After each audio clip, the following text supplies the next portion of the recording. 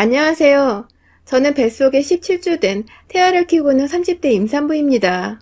아이가 자라나면서 점점 엄마가 되어간다는 설렘과 긴장으로 요즘 참 생각이 많은데요.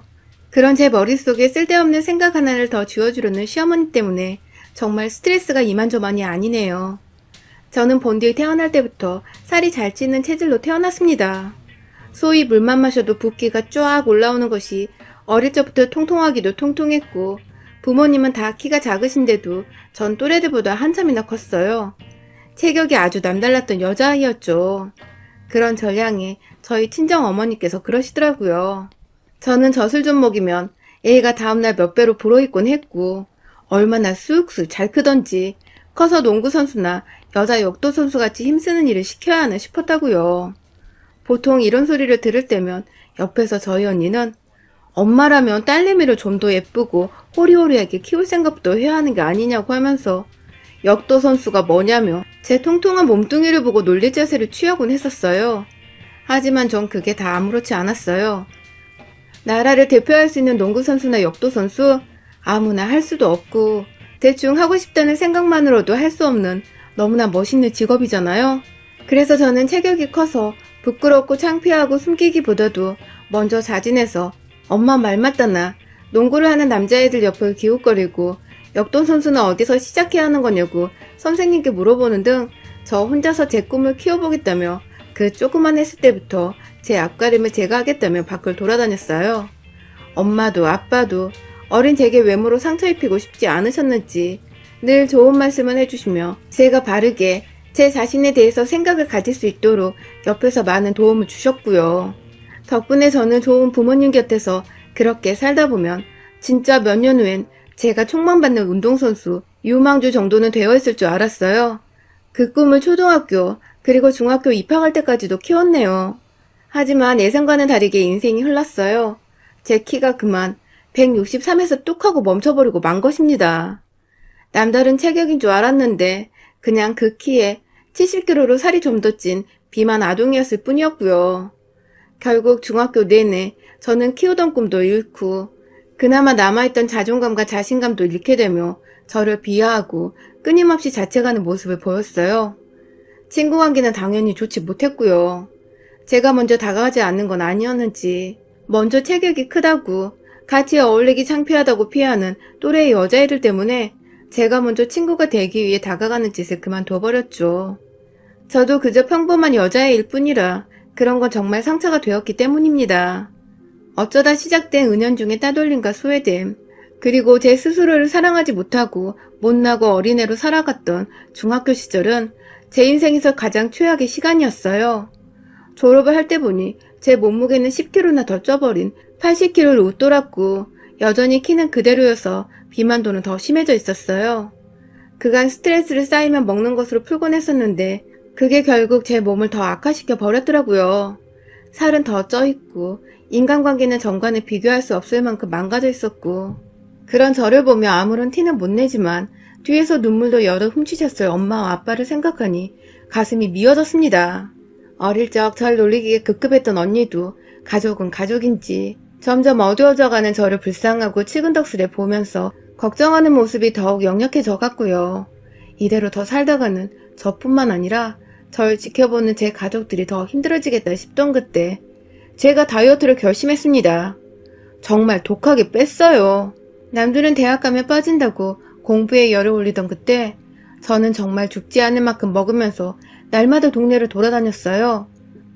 처음엔 살이 쪄서 무릎 관절이 안 좋아 5바퀴 정도 돌던 걸 살이 조금씩 빠지기 시작하자 10바퀴, 20바퀴 정도는 점점 거뜬해졌고요.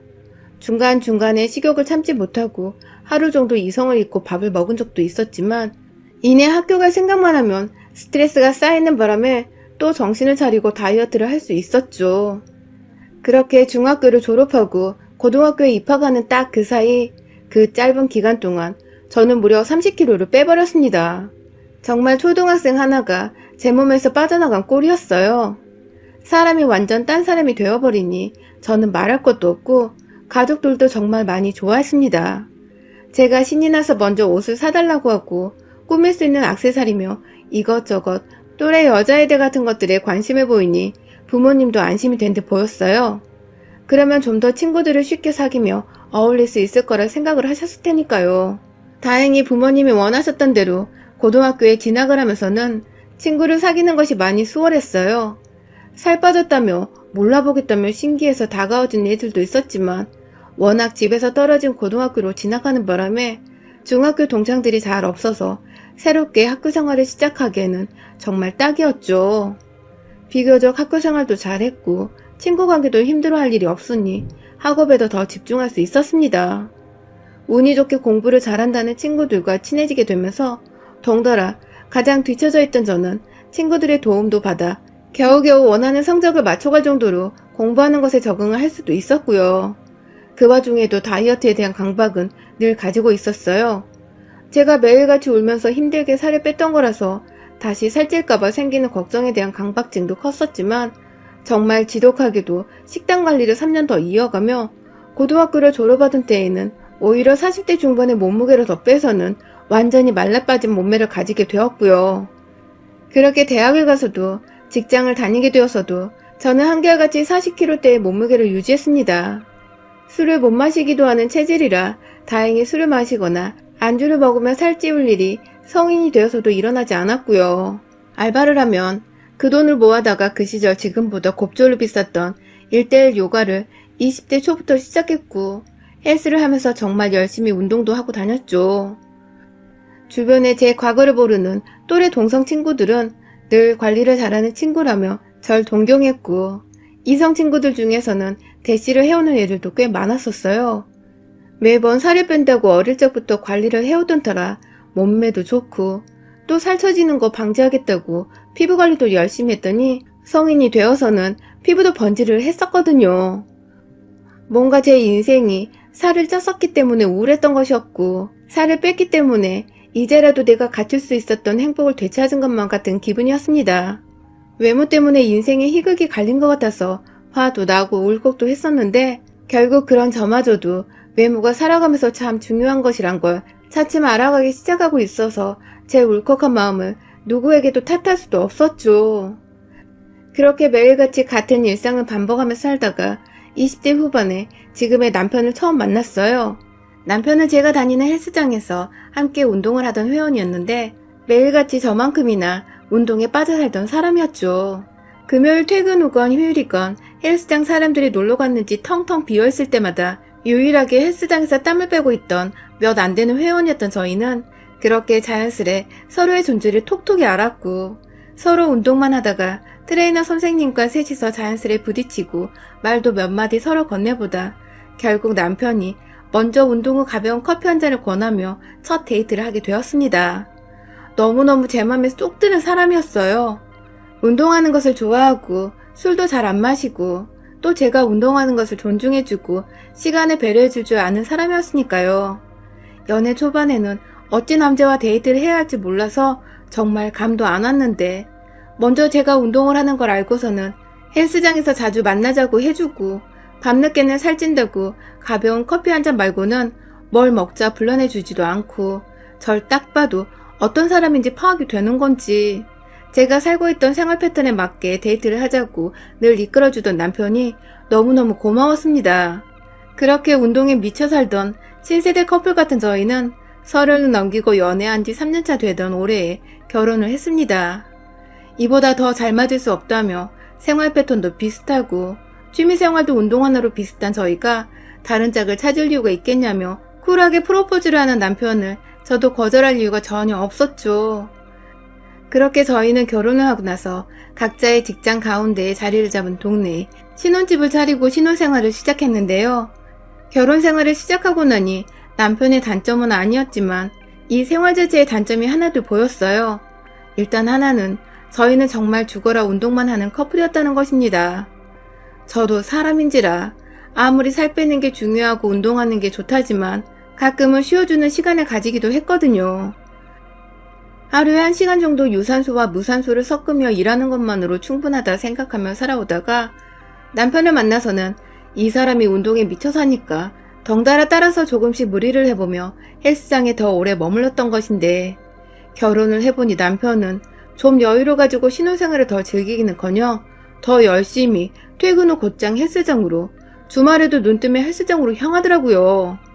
이게 좋았기 때문에 결혼을 한 건데 막상 내 남편으로 둬보니 평생을 운동에 미쳐 사는 남자와 이렇게 살 수 있을까 싶어서 아찔했습니다. 나중에 제가 아파도 운동부터 하고 오겠다고 할 것만 같아서 점점 걱정이 되기 시작했죠. 그래도 한편으로는 저도 함께 운동을 할 수 있다는 것에 의미를 두며 그냥 잘 넘겼어요. 정말 큰 문제는 다른 하나였는데요. 바로 남편을 쏙 빼다 닮은 시어머니셨습니다. 시어머니도 운동을 열심히 하시냐고요? 아니요. 바로 남편이 운동에 미쳐 사는 것처럼 한번 빠지거나 생각을 하면 헤어나지 못하고 그것만 생각하는 점이 쏙 빼다 닮았다는 것이었죠. 결혼 초까지만 해도 시어머님은 그리 얼굴을 잘 보는 사이도 아니었고 저와 막 살갑게 지내는 사이도 아니었어요. 일단 제 옆에 있는 남편이 시부모님께 무뚝뚝하기도 해서 제가 필요이상으로 막 나서서 시어머니를 먼저 챙기려고 하진 않았죠. 그렇게 결혼 생활이라는 건 남편과 둘이서 새 살림을 차리면서 잘 사는 거라 생각을 하고 살았는데 제가 결혼하고 5개월도 지나지 않아 아이를 임신하게 되었습니다. 제가 아이를 임신하게 되면서 식욕이 부쩍 늘었는데요. 처음 2달간은 제대로 모성애가 느껴지지 않은 것 같고 그래서 제 몸부터 먼저 생각하며 웬만큼 식욕이 돋아도 무조건 참으려고만 했었어요. 그러다가 점차 산부인과를 다니고 임산부 책들을 읽고 뭔가 뱃속 아기에 대한 것들을 찾아 읽고 접하면서 점차 애 생각이 저 하나보다 먼저 들기 시작하더라고요.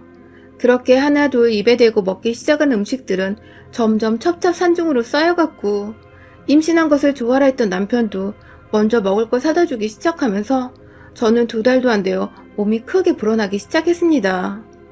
여기저기 임신 축하 전화도 많이 받았고요. 조언도 많이 해주시니 임신 주수가 지나갈수록 제 자신도 몸을 더 조심히 다루기 시작했어요. 운동을 무리하게 하는 것이 안 좋다고 하여 처녀짝에 했던 운동량을 절반의 반으로 확 줄여버렸고 간간히 저녁에 산책을 하는 것으로 운동을 대신했죠. 처음에 무조건 단점이라고 생각을 했던 남편의 미친 운동사랑도 제가 임신을 하게 되니 천만다행으로 바뀌기 시작했어요. 연애 때부터 지나가는 아기들을 보면서 무척이나 귀여워하길래 아이를 좋아하는 남자라는 걸 알고는 있었지만 이렇게도 다정한 남자일 줄은 정말 몰랐었습니다. 평생 좋아하던 운동도 제가 임신을 하던 순간부터 확 줄였고 제가 저녁에 산책을 할 때 꼭 항상 옆에서 손잡고 따라와서는 같이 동네를 걸어줬어요. 제 임신과 함께 덩달아 남편의 생활습관도 완전히 뒤바뀌게 되었죠. 맛있는 거 같이 먹고 몸에 좋다는 저녁 밥상도 같이 차려 먹고 저희는 연애와 결혼까지 포함해서 거의 3년 5개월 만에 처음으로 몸무게 앞자리가 하나 늘어나는 등 포동포동하게 살이 쪘어요. 아주 보기 좋게 말이죠. 이게 다 뱃속 아기한테 좋은 거라 생각을 하고 또 뱃속 아기 덕분에 저희도 오랜만에 먹고 싶었던 것들을 마음껏 먹어본다고 생각을 하니 그저 즐거웠습니다. 그런데 우리 시어머니만 생각하면 잘 먹고 잘 살다가도 숨이 턱 하고 막혔습니다. 하도 옆에서 살이 뒤룩뒤룩 쪄가는 중이라며 잔소리를 하셨기 때문인데요. 앞서 말씀드렸듯이 저희 시어머니는 하나에 빠지면 그것 말고는 다른 생각을 못 하시는데 글쎄 제가 임신을 하고 나서는 완전히 관심의 대상이 저와 뱃속 아기한테 쏠려버리신 겁니다. 처음 임신했다고 전화를 드렸을 때는 저희 친정 부모님만큼이나 좋아하셨고 또 좋은 말씀도 많이 해주셨어요. 그 덕에 양가 어른들 축복받으며 우리 아기가 잘 크겠다고 너무나 감사해 했고요. 그런데 다달이 시간이 지날수록 시어머님의 덕담은 점차 악담으로 변하기 시작했습니다. 처음에는 단순히 임신한 여자가 얼마나 조심히 행동을 해야 하는지 알려주는 조언부터 시작이 되었어요. 출근하는 길에 핸드폰도 아닌 집으로 전화가 오셔서는 당장 나가봐야 하는데 임신해서 출근하면 쓰냐고 당장에 사표를 쓰고 집에 있으라는 어이없는 말씀을 하셨어요. 곧 애가 태어나면 나갈 돈이 더 많아질 텐데 따로 용돈을 저희한테 주지도 않으시면서 무턱대고 저한테 일을 그만두라고 하시니 저는 그게 당연히 달갑게 들리지는 않았죠. 그냥 생각해보겠다는 마음에도 없는 대답을 드리고는 출근을 해야 한다며 급하게 전화를 끊고 남편과 함께 집을 나섰습니다. 그런데 그게 시작이었어요. 점점 돈 한 푼 손에 쥐어주지도 않으시면서 이걸 사 먹어라 저걸 사 먹어라 하며 저도 뻔히 인터넷에 조금만 검색을 하면 아는 내용까지 바쁜 출근길이나 피곤한 퇴근길에 전화가 와서 알려주시거나 어느 한의원이 임산부 몸보신 용안약을 만든다더라 하면서 그 나이 어르신들이 할 법한 잔소리와 덕담을 반 섞인 말들을 시전하시면서 제가 참 전화를 받고 싶지 않게 만드셨어요. 그래도 나름 시어머니가 며느리를 생각해서 챙겨주시려고 이러시는 거라며 마음을 다잡고 늘 반갑게 그리고 예의 바르게 전화를 받곤 했었는데요. 시간이 지나면서 악담과 덕담의 경계가 모호해지는 순간이 찾아왔어요. 바로 한 달 전쯤에 있었던 일 때문이었습니다. 그때 제가 회사에서 중요한 발표가 있어서 거의 발표날을 기준으로 일주일 정도간 회사에서 야근을 하며 지냈는데요. 하필 그 사이에 저희 시어머님이 저희 부부한테 말 한마디 없이 집으로 찾아오셨더라고요. 저는 일한다고 남편한테 미리 말을 하고는 집중하려고 핸드폰을 무음으로 해놨었는데 뒤늦게야 늦게 퇴근하는 길에 시어머니가 오셨다는 남편의 문자를 읽고는 황급히 집으로 들어왔고요.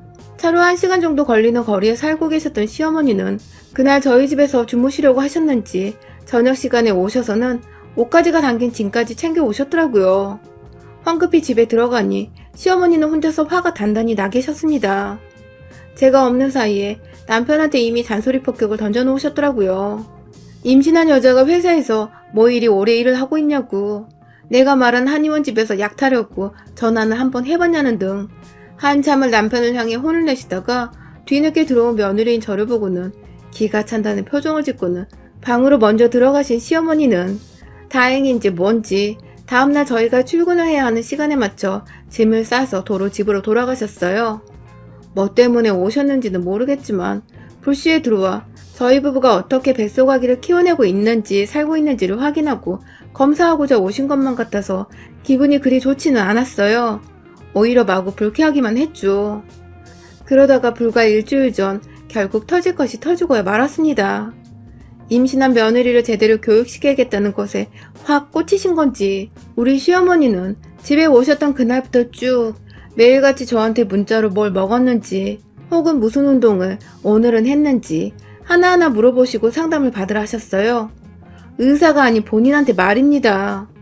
자식이라고는 남편과 그 밑에 도련님 이렇게 딱 돌 키워내신 분께서 마치 옛날 적 자식을 7, 8명은 낳은 여자들인 것 마냥 전문가 행세를 하시는 저희 시어머님은 자신은 남들이 잘 못 낳는 아들을 둘이나 낳은 여자라며 말끝마다 자신을 따라야 한다는 헛소리와 함께 제게 이러쿵 저러쿵 잔소리를 시전하셨죠.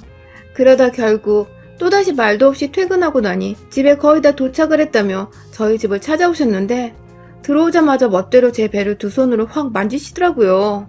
아무리 임산부라지만 제 배를 함부로 만지는 건 저도 기분이 나쁘거든요. 그런데 시어머니는 그 흔한 양해도 구하지 않고 무턱대고 제 배를 턱하고 만지더니 애가 잘 자라는 것 같지 않다며 그렇게 일하고 약도 안 지어먹고 살다간 애 금방 죽는다며 감히 해서는 안 될 악담을 임산부인 제 앞에서 하셨어요. 남들은 시댁에서 먼저 맛있는 거 사 먹으라고 용돈도 주고 좋다는 음식을 사서 보낸다는데 우리 시어머니는 10,000원 한 장 쓰지도 않으시면서 뭐 그리 잔소리만 많으신 건지 그놈의 한의원 타령은 저 처음 임신했을 적부터 매주 듣고 있는 것 같았어요. 이렇게까지 제가 안 사먹고 있으면 먼저 사줄 법도 한데 여전히 돈 한 푼은 안 쓰고 계시고 그 와중에 며느리가 건강은 했으면 좋겠고 아이 하나 가진 게 이 정도로 별날 일인가 싶어서 애가 죽는다는 헛소리를 들었는데도 겨우 마음을 안정시키며 참고 있었는데 아니 글쎄 이제 겨우 퇴근해서 어머님 인사드린다고 내내 서있던 저한테 저녁밥은 늘 이렇게 안 차려 먹는 거냐며 냉장고를 이리저리 뒤지고는 저한테 밥 타령을 하시는 게 아니겠어요? 저번에 집에 왔을 때도 너 야근한다고 집에 늦게 들어와 식탁에 밥상이 안 차려있지 않았냐. 그런데 오늘은 뭐 때문에 식탁이 텅텅 비어있냐며 굳이 그 시끌벅적한 목소리로 큰 소리를 내며 냉장고를 퍽퍽 닫았다 열고 저와 남편을 번갈아 쳐다보며 비어져 있는 식탁을 가리키며 밥을 차려 먹으라고 하는데 그 소리는 꼭 자기 밥을 차려달란 소리 같았습니다. 임산부 며느리 걱정되어 한의원 약타령 하시기 전에 그냥 돈을 주시던가 아니면 대신 사주시던가 아니면 그냥 우리를 내버려 두시던가 하시는 게 좋을 것 같았어요. 그래서 저도 모르게 너무 힘들고 스트레스가 쌓여서 어머님 저희가 아침이면 저녁이면 잘 알아서 챙겨 먹겠다고 말씀을 드렸습니다. 제가 임신하고 먹고 싶은 게 많아서 나름 남편과는 잘 챙겨 먹으면 살도 전보다 많이 쪘다고 걱정하지 마시라며 얘기를 했어요. 그런데 달래는 저와는 달리 시어머니는 오히려 제 말 어딘가에서 열이 받으셨는지 임산부 앞에서 쩌렁쩌렁하게 목소리를 높여 혼을 내셨습니다. 기껏 시어머니가 집까지 찾아와 말을 하면 귓구멍으로 듣는 신용이라도 하라며 친정에서 뭘 보고 자랐길래 애가 이리 멍청하고 예의가 없냐며 갑자기 저희 친정을 거들먹거리며 절 비하하기 시작하셨어요. 그러니까 어머님 말씀으로는 제가 그간 어머님 말을 꾸준히 무시를 했다는 것인데 전 그간 출근길에도 어머님 전화인 거 뻔히 알면서 무시 못하고 다 받았고 집에 무턱대고 찾아왔을 때에도 일하고 오느라 힘들어 죽을 뻔했지만 티 안 내고 하시는 말씀 다 받아듣고 있었거든요. 그런데 살다 제가 살쪄서 뚱해 보인다는 소리는 들어봤어도 임신하고 다 큰 마당에 멍청하다는 소리는 또 처음 들어보네요. 그것도 저희 친정을 욕보이면서 말입니다. 그런데 제가 순간 너무 빡쳐버렸습니다. 아시다시피 임산부라 조울증같이 감정 컨트롤이 잘 안 되는 거 정말 겨우겨우 참고 살고 있었는데 정말 그 순간만큼은 남편이고 뭐고 시어머니의 얼굴과 기분 나쁜 그 목소리를 정말 더 이상 듣고 싶지 않았어요. 제가 임신하고 남편과 같이 먹고 싶은 걸 많이 먹고 싶었지만 그만큼 또 소화가 안 돼서 속이 더부룩한 경우도 많았거든요. 임산부한테는 소화불량에 오미자차가 좋다고 해서 거의 임신하면 이걸 남편과 둘이서 같이 달고 살았는데 그때도 마침 제가 손바닥만한 머그컵에다가 오미자차를 따라 부어 놨었거든요. 시어머니 잔소리 듣다가 다 식어가고 있던 오미자차를 보는 순간 제 머릿속 김도 완전히 다 빠져나가는 기분이었어요. 차 마시면 편히 좀 쉬려다 시어머니 하나로 기분도 잡치고 악담도 들었다 생각을 하니 감정 주체가 안 되어 오미자차 든 머그컵을 그냥 확 시어머니 얼굴을 향해 퍼부었어요. 어릴 적 나름 운동선수를 꿈꾸며 살았던 제겐 비록 살만 빠졌을 뿐 기본적인 힘이 남아있었거든요. 진짜 있는 힘껏 컵잔을 쥐고서 차를 들이보니 물살이 어찌나 셌던지 시어머니 얼굴에서 퍽 하고 주먹에 맞은 듯한 소리가 났습니다. 시어머니는 졸지에 며느리한테서 물세례를 받고는 어안이 벙벙해 미친년이라 소리를 꽥꽥 지르셨고 저는 그런 어머니가 더 이상 보고 싶지 않아서 한 대 더 맞고 싶으시면 여기 딱 기다리라며 이번에 목마를 때 마시려고 물병에 담아놓은 오미자차 1리터 용량을 냉장고에서 꺼내들었어요. 시어머니한테 들이부으려고 위에 닫혀있던 뚜껑을 열고 확 시어머니한테 가려고 팔을 들어올리는 그 순간 시어머니가 엄마야! 하며 남편을 붙잡고 뒤에 숨어있다가 한참을 미쳤다고 잔뜩 쫄아서 말리라고 남편을 설득하다 결국 본인 입으로 먼저 미안하다고 아무 말도 이젠 안 하겠다며 오두방정을 떨며 사과를 하시더군요. 그러다가 제가 하도 손에서 물병을 놓지 않고 있으니 혼자 방방 뛰다가 남편이 말리러 온 사이에 자기 가방도 미처 챙기지 못하고 혼자 문 밖으로 주랭랑을 치셨고요. 그렇게 집 나가서 연락이 없으신 지 벌써 일주일째입니다. 어찌나 깜깜 무소식인지 우스갯소리로 그날 분명 누군가 제 손에 던져진 제 오미자차로 요란하게 싸다구를 맞았던 것 같은데 그게 꿈인지 현실이었는지도 헷갈리더라고요. 여전히 시어머니 가방은 저희 집에 놓여져 있는데 보기 싫다고 그건 그대로 쓰레기통에 쳐넣었어요. 혹여나 또 전화 오면 그땐 요구 바가지로 해주려고 전화선도 안 뽑아놓고 기다리고 있는데 저한테 완전 쪼르셨는지 더 이상 연락도 없으세요. 덕분에 남편도 저한테 이런 모습이 있는 줄 몰랐는지 완전 쫄아서는 자기 엄마가 너무 심한 말을 했다며 옆에서 더더욱 저를 왕비 모시듯 떠받들어주고 있고요. 아휴, 살면서 살 때문에 모진 경험도 하고 참 힘들게 살았는데 이제 좀 맛있는 거 잘 먹고 살려 하니 시어머니가 절 딱 건드리시는 바람에 나름 한동안은 정신적 스트레스가 상당했었지만 이제는 좀 자유가 된 것 같아서 속이 후련합니다. 다음에 또 헛소리하려고 말도 없이 집에 찾아오시는 날에는 저 진짜 그땐 오미자차가 아니라 욕조에 물 한가득 집에 있는 차 종류는 다 털어내 우려서는 시어머니 면상에 바가지로 퍼서 던져버릴 거예요. 또 오기만 하세요 아주. 여러분의 생각은 댓글로 남겨주세요. 오늘도 시청해주셔서 정말 감사합니다.